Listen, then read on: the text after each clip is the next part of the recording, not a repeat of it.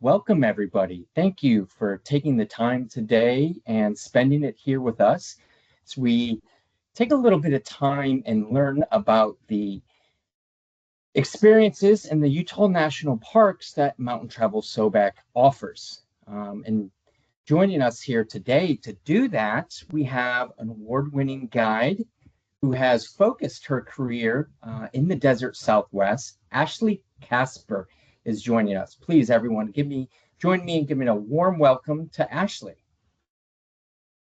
Thanks, Ashley, Josh. yeah, so great to have you here today with us. I really appreciate you taking some time and sharing your passion and expertise of Utah with us. So everyone here can get to know you a little bit more. Can you tell me a little bit about yourself and how long have you been guiding in Utah and how did you get started? So I've been guiding professionally for 13 years now. I was super lucky that my husband and his father had been guides for a very long time, and they brought me in to it. And I've been playing and working in Utah for the last 11 years. And ever since that first trip out to the Sandstone country, I've just been absolutely smitten. So I've just had the great opportunity to work with some very knowledgeable people who are also very infatuated with Southern Utah. Yeah, wow, wow. So not only is this a place of personal passion to you, it's also a family affair. Working with Yes. your husband and father-in-law, guiding in Utah as well. That's incredible. That's incredible. What do you love most about guiding in Utah?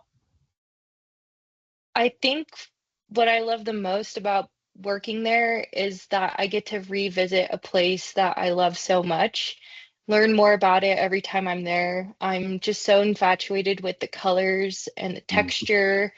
The human history there is super fascinating. I remember this one fact that really blew my mind when I first learned about it. The Henry Mountains that are near Capitol Reef and close to the Canyonlands area, that was the last mountain range in the United States to be put on a map. So it was terra incognita until that point. And something about that just made me just feel so, that's incredible. The last spot that we could explore, that just is a testament to how rugged that landscape is. Yeah, yeah, you're right. And something you said there kind of stuck with me, the color. You said how the color draws you to it. It's so true. Anyone who's spent time there, you realize like the color not only stains your socks and anything that you wear out there, but it's got a way of staining your soul as well. That Hmm. red dirt just gets into your fibers and leaves an impression on you. All right. So we're here to learn about the Mighty Five. It's a term that you hear all the time. I feel like it's a buzz term. It's almost a household term these days. The Mighty Five. What does this mean? What's being referenced when people refer to Utah's Mighty Five?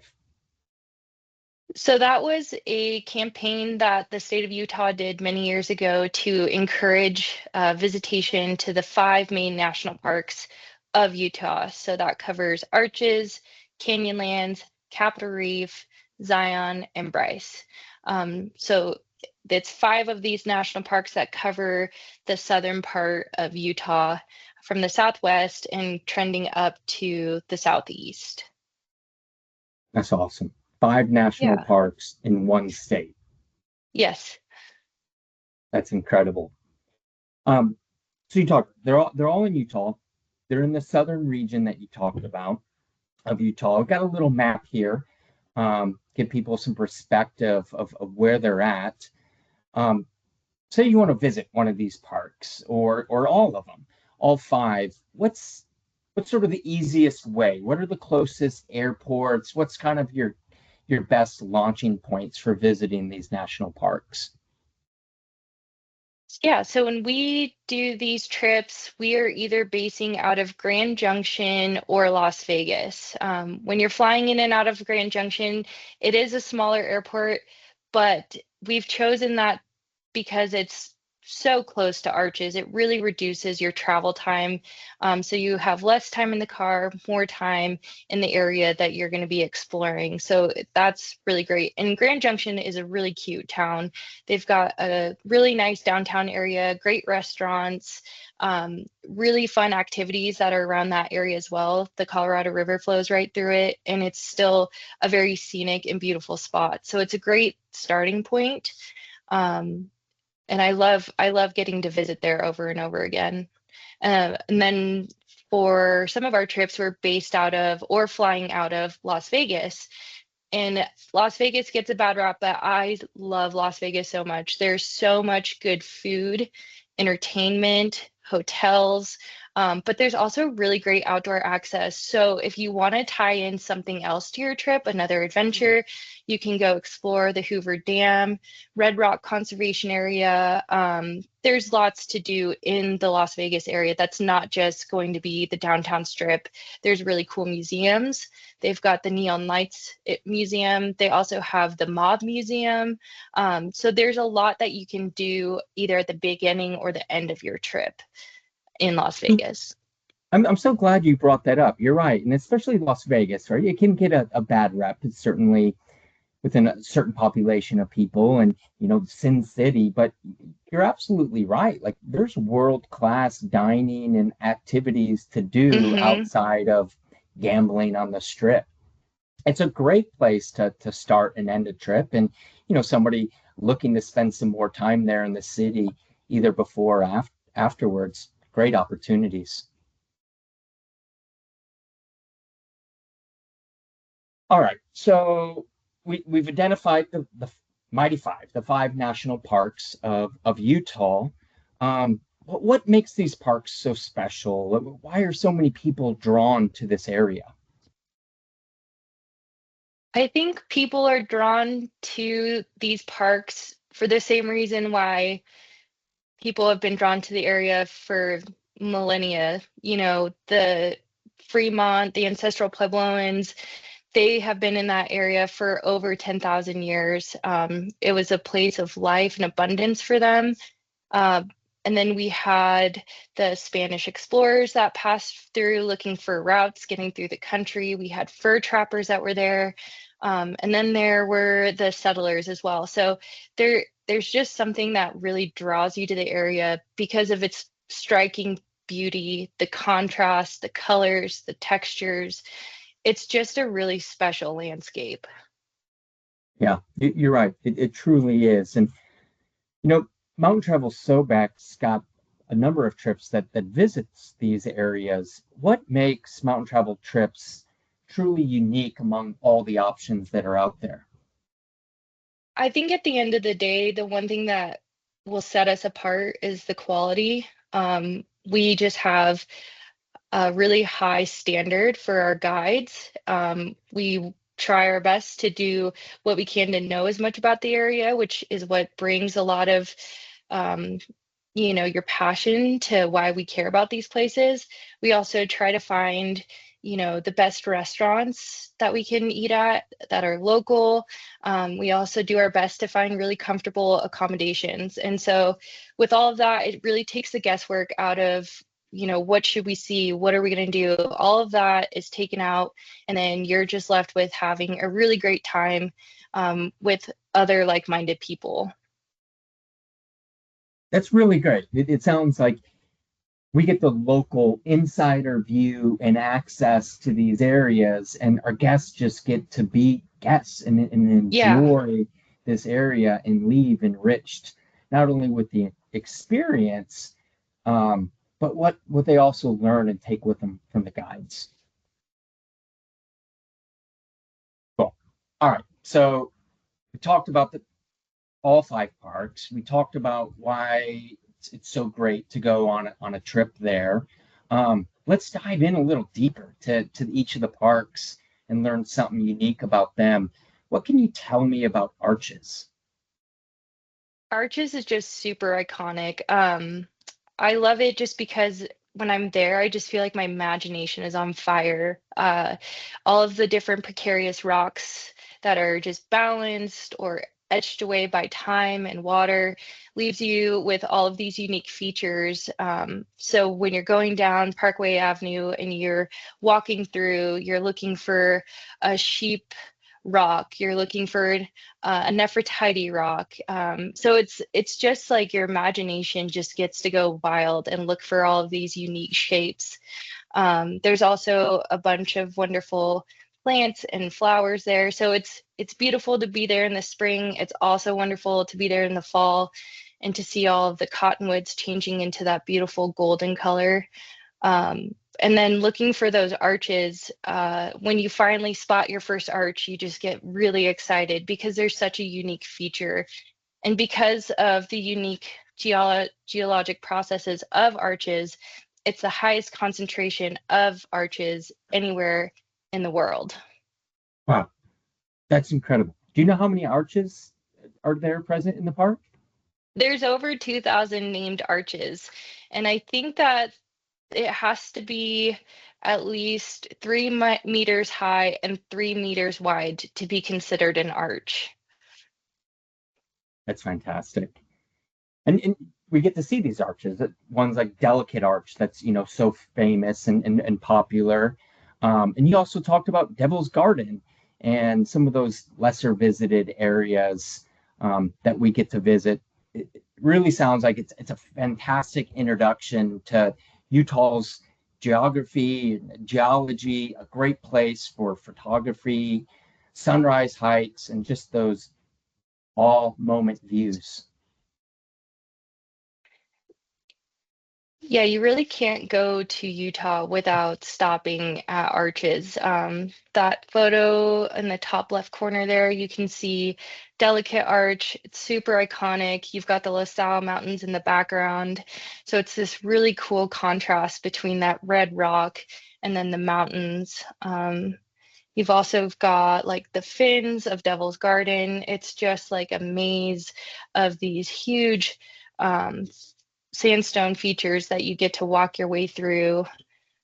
Um, yeah, Beautiful. it's just a playground. Yeah, yeah, and you can see here too how the light changes the color of the rocks Hmm. throughout the day, um, Hmm. as it brightens and softens and darkens the rock as the sun traces across the sky. All right. Um, Bryce is the smallest of the five national parks, but it really doesn't look small in terms of scenery. I mean, Bryce is stunning. I'm curious to hear your insights on Bryce Canyon. Small but mighty. It's such a beautiful park. When you're driving up to Bryce Canyon on the Pansagit Plateau, you have no idea what you're about to approach because you've got this plain land. So you're driving through these open plains, you're looking for the pronghorn, and finally you get to this big stand of forest and trees, and you can't possibly believe what's just on the other edge of that. You've got the Clarion Formation. It's a ancient lake bed, so it's got this really unique coral color. It's so beautiful, and then it's contrasted with these massive trees. Because you're at over 8,000 feet in elevation, you're just getting more moisture, so it's a different type of forest. Bristlecone pines are there, and then you have the possibility for snow. They've got over 200 days of freeze and thaw, which helps to etch that landscape in that unique way. But there really just isn't anywhere like it. It's the highest concentration of hoodoo formations in anywhere in the world. And what defines a hoodoo, you have this rock structure with like a more dense capstone, and that helps to protect what's below it from eroding. And it just forms those really unique features. You're right. I always like to refer to them as like drizzle castles. When you were Yeah. a kid playing in the sand, you get that perfect mixture of sand and water, and you can just stack it on top of each other. Bryce always reminds me of that. Ashley, what's your favorite hike in Bryce? If you had to do just one, how would you spend your day? I think my favorite hike is probably the Fairyland Loop Trail. Yeah. When you start it, you start at this smaller amphitheater, so you get a taste of that right away. You can see Powell Point in the distance, and then from there you work your way down, and you're just coming around corners, seeing new views. You're in and out of the hoodoos. There's one spot in particular that like always is just runs through my mind rent free because of how beautiful it is. It's 360-degree views of just hoodoos, and that the colors are just like so unbelievable. It's just like one of the prettiest hikes I've ever done. Yeah, it truly is. You can see some stunning photos here. And of course, catching the sunrise at Bryce. Like if you only get one thing to do, you've got to capture a sunrise at Bryce. Just, watching that sun pop over that Pensagant Plateau, start to hit the rim of the amphitheater, work its way down. Those hoodoos seem to come to life right in front of you. That sun just changes their color. So pretty. All right. So Bryce is the smallest, which means Canyonlands is the largest of the Mighty Five. Can you tell me what makes this massive park so special and unique? The most unique part about Canyonlands, in my opinion, is that it's divided into three different zones. So you have Island in the Sky, the Maze, and then the Needles. So they call those the districts. And each one of them is very different and unique. And they're all separated by water. So you've got the Colorado River and the Green River. And it's the most expansive of the parks, and the views are just so incredible. Um, like for example, when you're hiking the Lathrop Trail, which we do on our Arches and Canyonlands trip, you get over the ridge and you just see this expanse of where the Colorado River is just etching away through the canyons, and it looks like stacked puzzle pieces. The texture is just incredible there. That's awesome. And Island in the Sky, this is really known for the dramatic overlooks, that sense of Hmm. Canyonland's sheer depth. Um, Hmm. while the Needles district is the terrain changes, it becomes more intimate with these like maze-like canyons. You've got these massive sandstone pillars. What I also like, it really gives that like quieter backcountry sense and routes to it. Yeah, absolutely. When you're visiting Arches, like you're there to see the classics. So there's always going to be a lot of people there just because it's one road, and we're all trying to see the best things. But when we're getting out to Canyonlands, it's nice because there's just far less people that visit there. And especially when we're out in the Needles, like you're out exploring and you're walking over sandstone, and it's just a little more remote, and you just get this really nice experience out there. Yeah. There's also some incredible cultural layers in Canyonlands. Newspaper rock comes to mind. You've got this massive rock art panel. Um, it just tells the history of the people that enjoyed this area before us. Yeah, people have been exploring that area and living there and thriving off of that landscape for millennia, like I said. All right, Capitol Reef. Capitol Reef, to be honest, feels like that kind of lesser known park of the Mighty Five. It's probably the most overlooked in terms of planning a trip if you're going to just plan a trip to visit a specific park. Um, I'd love to hear your thoughts on this park. Yeah, definitely on that Mighty Five trip, you're going to be driving from 24 through, so from Hanksville, you're going to drive in and you're going to come on that eastern side into Capitol Reef. I think that is one of my favorite drives. It's just the most beautiful, colorful landscape. And then once you're in Capitol Reef, you're just seeing these massive sandstone features. And they refer to it as a reef because the settlers that first went, when they were coming through, they saw this massive monocline of rock and they just didn't see a way through it. And so they refer to it as a reef. And even though that it's not the most popular of parks, that doesn't make it any less valuable. It's just in a really remote area. Um, but it's so special because it's just truly beautiful.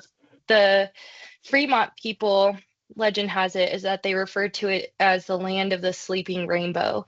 And I just find that so Hmm. charming because like the rock there just has this like really unique and beautiful color to it. And it's just like unlike anything else. Yeah, it's beautifully put. Um, the land of a sleeping rainbow. I hadn't Mm. heard that. It's beautiful. Um, what can you tell me about the historic Fruita district? Fruita is really special. People have been settling there for a long time and they were grandfathered in for many years. We still go visit the Gifford House. It's one of the last homes that are in the area, but those original settlers planted a bunch of orchards. And so the Park Service still maintains those orchards. If you do a fall time trip, it's nice to wander into there and pick apples. The Gifford House also has their famous pies that they have year round. And it's just pretty incredible that people live there for so long. Yeah, and the orchards are still there. And as a visitor, you can go and pick fruit. Yeah, you can in the fall. I love doing it. Oh, and pies. I haven't met a pie I didn't like. Yeah. I also hear people talk about the water pocket fold in this area. Can you tell me a little bit about that? Yeah, so I think that's what is the main draw to see all of the parks in Utah is that even though you've got similar rocks in all of these places, similar layers, they're sedimentary. They were all laid down around the same time. But the way that the geological forces have shaped them is what makes it so unique. So in Capitol Reef specifically, you had the Colorado Plateau uplift, and I think the best way I've read this as being described, you can think about Capitol Reef as like a carpet that got bent. And so the fold ended up happening from these faults that compressed the layers and like pushed it upward. So you have this 100-mile long fold in the sandstone that just came upward. So they call it a monocline. Be a 100-mile wrinkle in the Earth's crust. Yeah, Put it in layman's term. Yeah, that's incredible. Wow. Capitol Reef. Sounds like a great place to connect both with geology and the human history, um, both ancient and a little bit more modern. absolutely. And when you're leaving Capitol Reef, if you're going to continue on that Mighty Five trip, you end up on another one of my favorite sections of Highway 12. Hmm. They call it Scenic Byway 12. And again, some of the most beautiful country that you can see right off of the road. Yeah, more just stunning, stunning images of this area.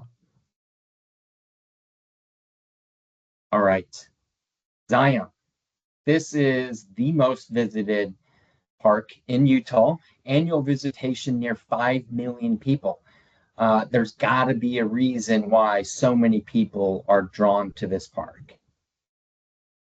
Absolutely. It's so spectacular. The canyon walls are just it's hard to process until you're actually there. Like the photos just don't do it justice. I think that bottom left photo looks like it's in the Narrows. That hike is just so spectacular because you're going through water. There's no like official trail, but then you end up in these sections where the canyon walls are just like 1,000 feet overhead, and it's just so spectacular. There's really nothing else like it. That second photo to the right, you can just see you're looking straight through the canyon there, and it's just really beautiful. There's a reason why they call it Zion. It's just a place of beauty and wonder. Yeah, a cathedral of stone. A cathedral of stone. I love that. Yeah. Favorite trail in Zion? It's hard to I narrow it think down, I know, it's but so hard to narrow it down. Okay, I'm gonna cheat and have two. I like the Canyon Overlook Trail just because Mm, it's always the best opportunity to see some bighorn sheep. Um, it's right by the tunnel, so that's really cool to see the tunnel. But you just get these really expansive open views that are just so gorgeous. And then I think the Narrows ties for yeah. that because there just aren't many hikes that you do where you're hiking through the water with these massive stone cliffs right next to you. Yeah, you're right. I'm so glad you brought up the east side of the park, if you will. It's so overlooked, I believe. People just kind of rush to get through. They're worried about driving through the tunnel. Um, and if you waited in line at that tunnel, you've got a good chance of seeing some bighorn sheep. That's where they Yeah. tend to hang out up on that east side of the park. But you're right. It's a nice reminder to maybe stop, get out of the car. It's a short little walk to that canyon overlook, and gives a really kind of good introduction into down into the valley, sort of that bird's eye view, if you will, down into Hmm. the valley. Cool. And you're right. Like Narrows is just a classic. There's really no other hike like it. You're not following a trail. You're following a river. Um, Hmm. and yeah, I've heard it referred to as the largest slot canyon in the world. Oh, wow. Yeah, I don't know how that would be verified, but yeah, you're right. 1,000 foot tall, towering sandstone cliff walls on either side of you. Oh,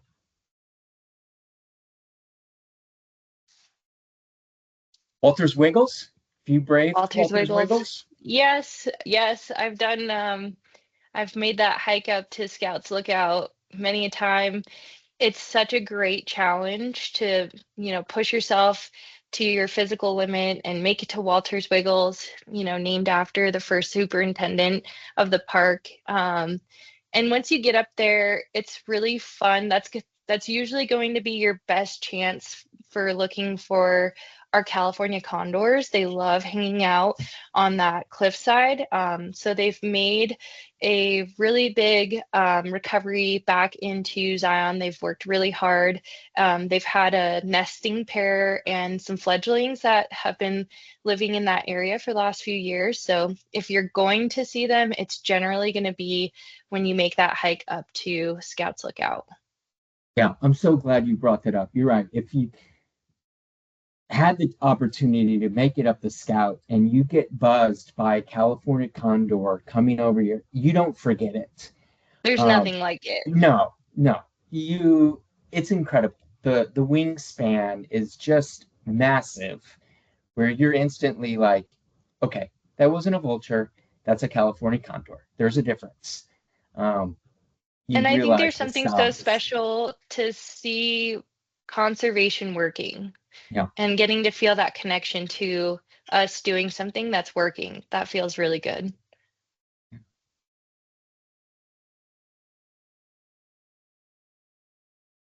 some snow here. Zion, another good park to visit in the winter. Absolutely. We do offer the Zion and Bryce winter trip, and I just think that's a really special time of year to experience the park. A, because it's a little quieter. We're staying right within the park boundary at the Zion Lodge, the historical lodge.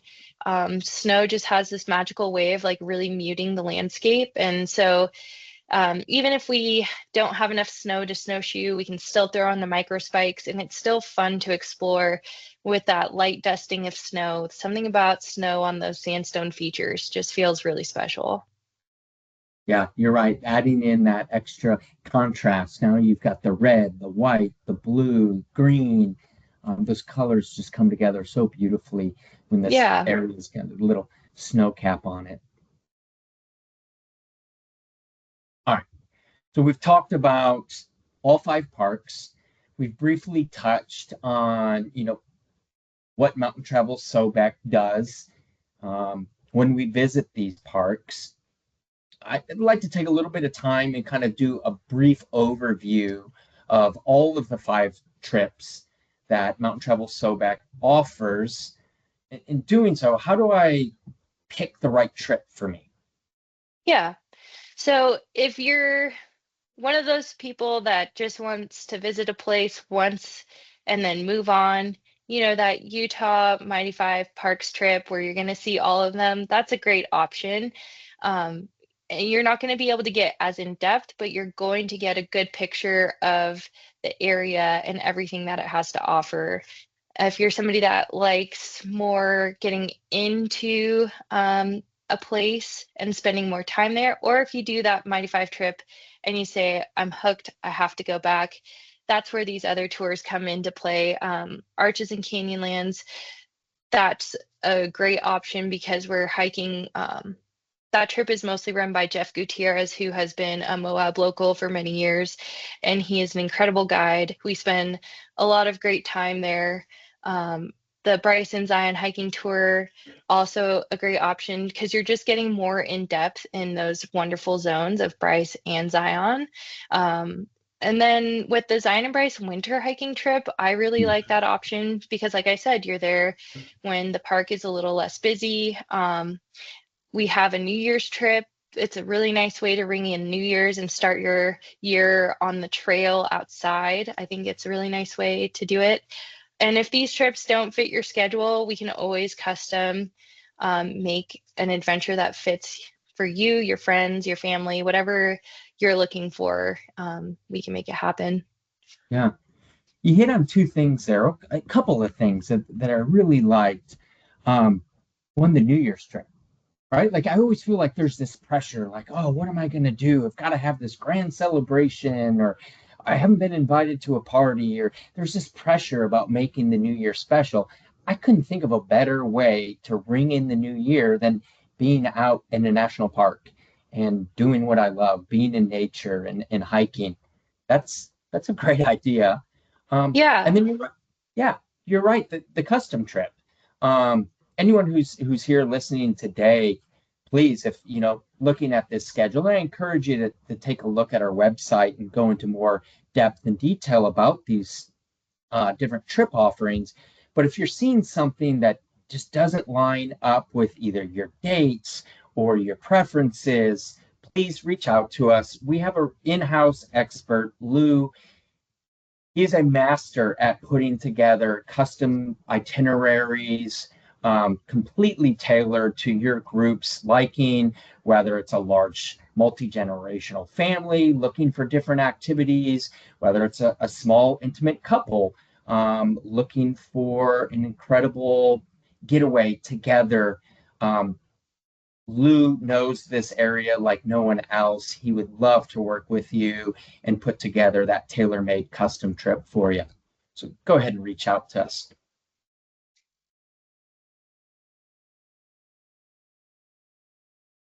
Stunning photo. Hmm.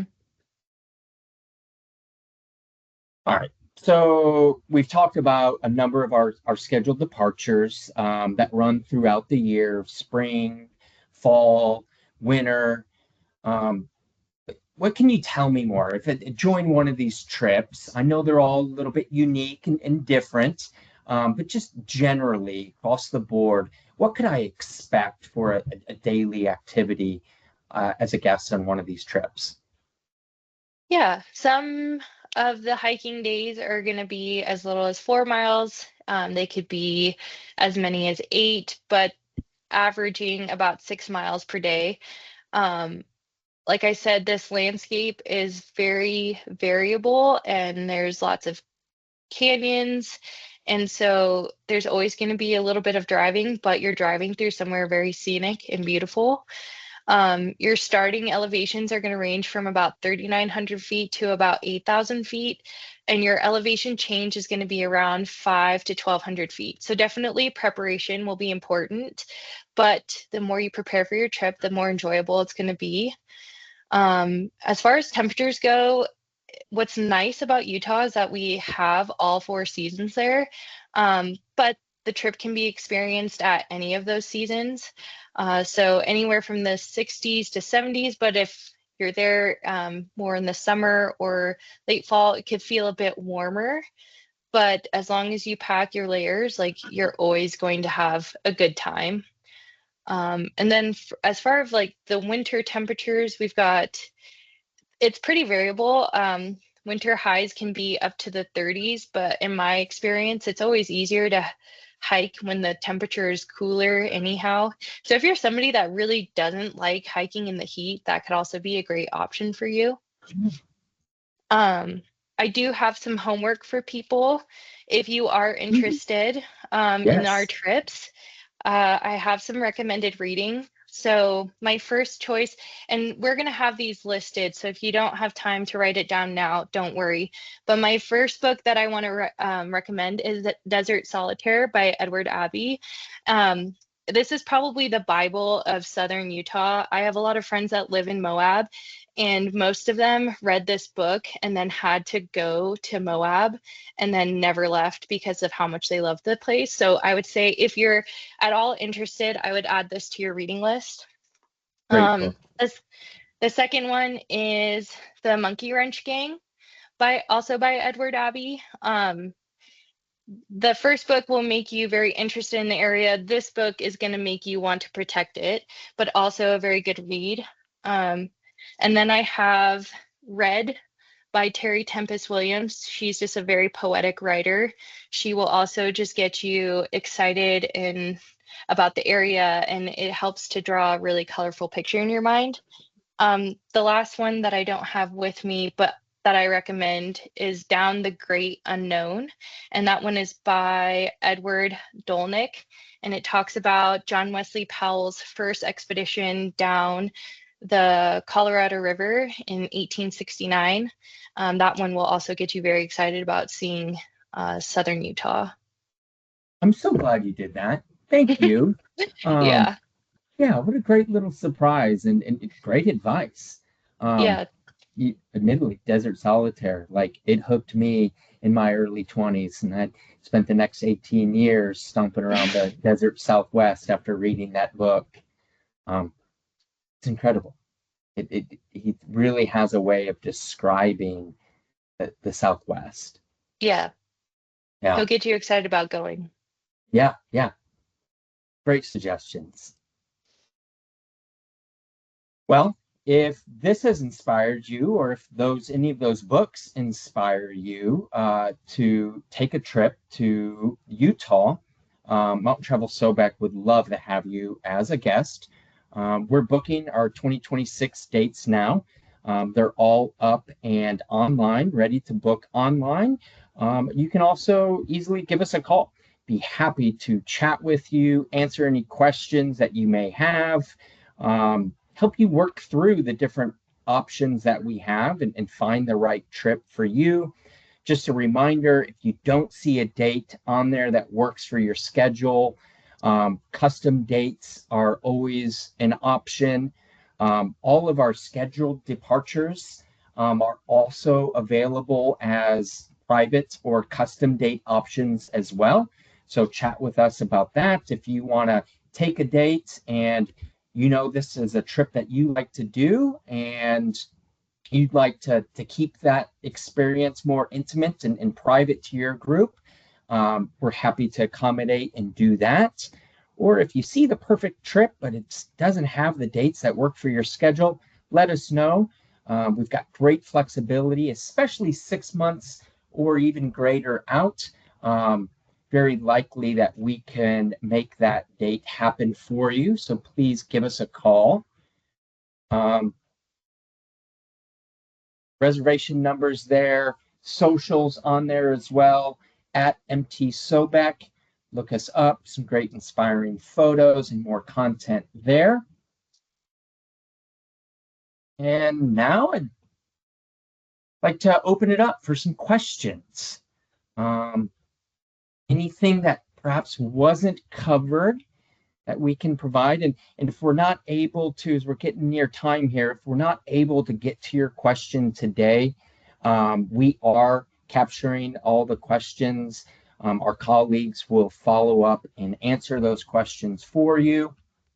This webinar will also be recorded and available on our website and also on YouTube.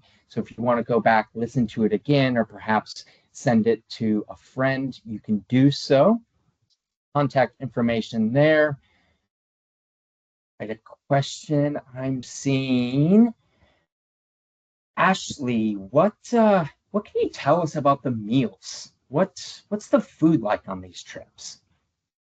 The food is, I love eating at the local restaurants. It's a great way to support the local economy and then get to experience the area. But for dinners and breakfast, we're always going to be eating either at the lodge or at a restaurant. And then lunches will always be prepared by your guides. Always a great spread.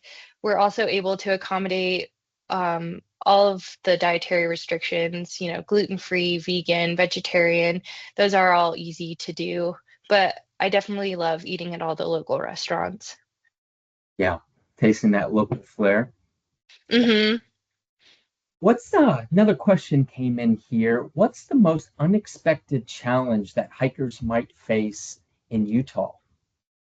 Yeah, I think that the biggest challenge, there's going to be two. I think that some people aren't always used to spending a lot of time in cars. And that's just the nature of the landscape. We're Yeah, always going to have to drive to get to where we're going. But like I said, you're driving through really beautiful country. So it's always good to have like an audiobook or a podcast handy that you can tune into while we're driving. The other challenge I would say is being at elevation. I yeah. think can be a challenge for people.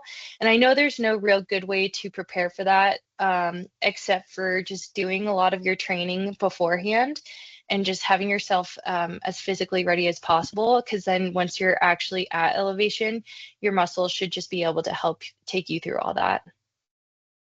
I'm so glad you brought up the elevation. I think it's one of the most kind of overlooked aspects. People see this desert landscape, they think it's just low elevation, and that's not the case. Like for No, instance, over 8,000 feet at Bryce.